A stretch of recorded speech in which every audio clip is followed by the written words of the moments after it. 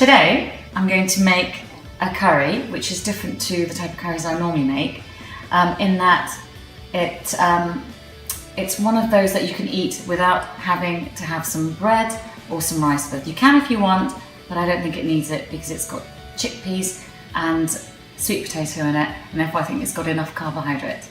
And then there's going to be a touch of feta cheese when I serve it, so I think you'll know what I mean when you try it. So the ingredients are sweet potato, cauliflower, chickpeas, peppers, green beans. I'll be throwing in some coconut milk, and it will be served with some feta cheese and coriander.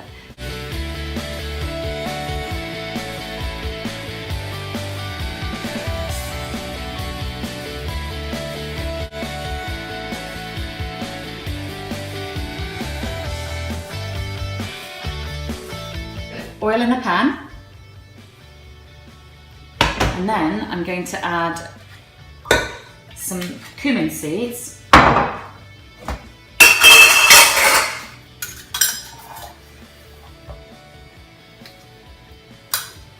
I'm going to turn that on and wait for that to fizzle.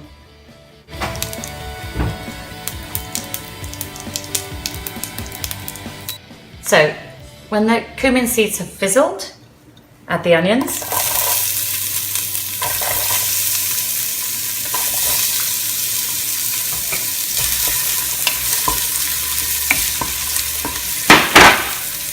And this is on quite a high heat.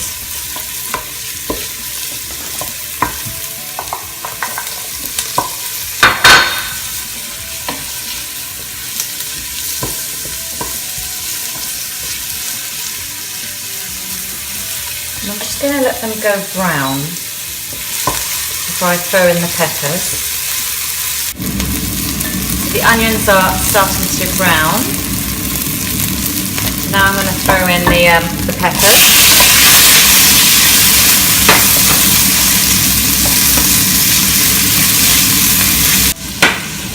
I'm going to just throw in the chilies just to let them fizzle with the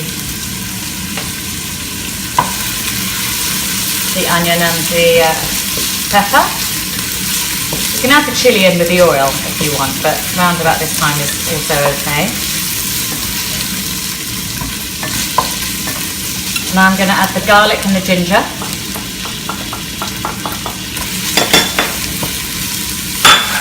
So most of the flavour comes from. So with these chilies, if you don't want your curry to be too hot,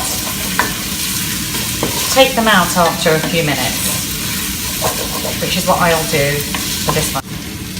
The sweet potato,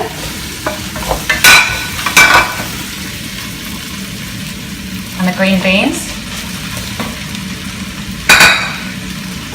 I'm just going to add a cup of boiling water to stop my onions from sticking to the bottom, and just because I think the potatoes will need some to cook. Right, so now the spices go in. So I've got a generous spoon of my homemade garam masala.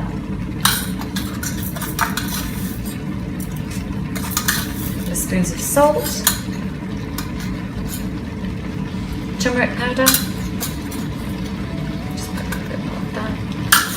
Right. Mix all that up together.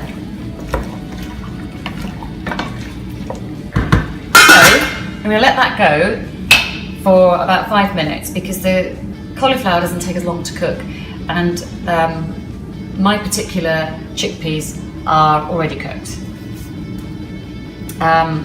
But if you don't buy cooked chickpeas and you use dry chickpeas, you need to rehydrate them first because it's better that they're cooked when they go into this recipe.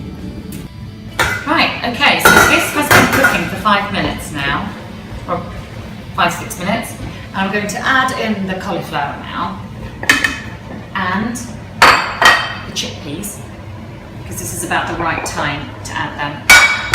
And the potato and the green beans and the red pepper will have had some time to cook and tenderise a bit. Now I'm going to add the coconut milk. There it goes. Yum! Now this is almost like the magic ingredient because makes it taste divine.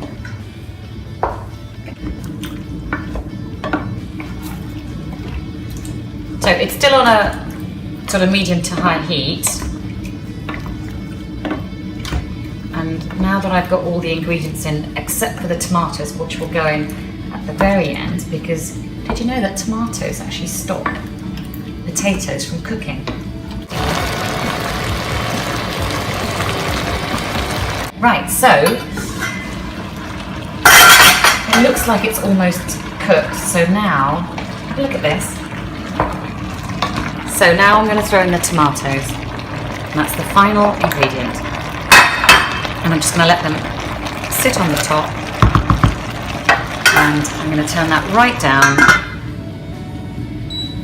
And I think I'm probably going to let it cook for another 5, maybe maximum 6-7 minutes. And I'll be done.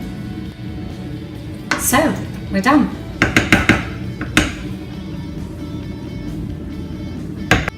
And now I'm going to serve it with some feta cheese and coriander. Some fresh coriander. Breaking out some feta cheese.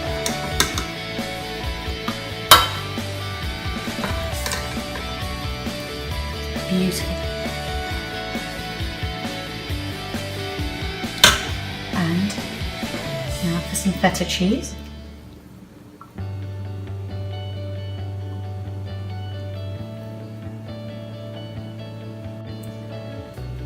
And finally, some coriander.